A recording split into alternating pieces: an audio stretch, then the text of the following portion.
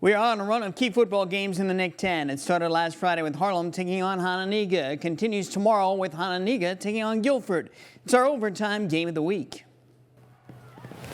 Hononegah's loss last Friday to Harlem puts the Indians in a strange position. Hononegah didn't lose a game on the field the last 2 seasons.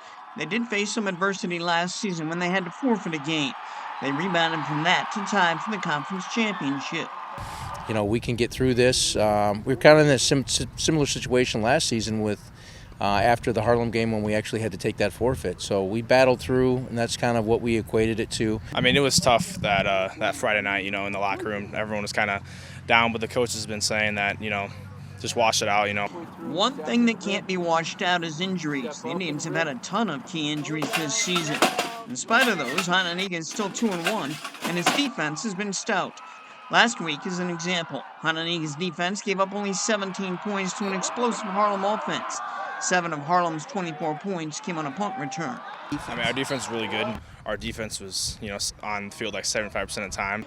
Guilford also comes into this game 2-1. The Vikings have done a good job of shaking off their season-opening loss at Belvedere North. Last week, they seemed to make huge strides in a 56-13 win against Auburn. We say EFT here, effort, focus, and talent. And if we accomplish all 3 of those things, we have a great game. And I think we all put 3 of those together during the Auburn game. The Vikings got their ground game going last Friday night. Chris Porter rushed for over 200 yards.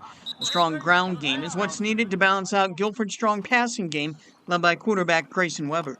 That was Chris's best game at staying vertical downhill through the run game. That second half, he was special. Hononegah's defense had to face all of those Harlem weapons last Friday. It'll be a similar situation with Guilford and its weapons.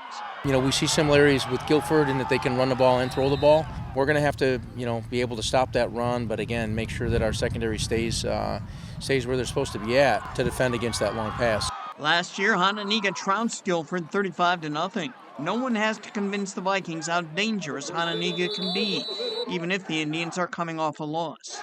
They're a playoff team. They're a winning team. Hononegah's been the gold standard every year. Every other team's had bouts of up and down.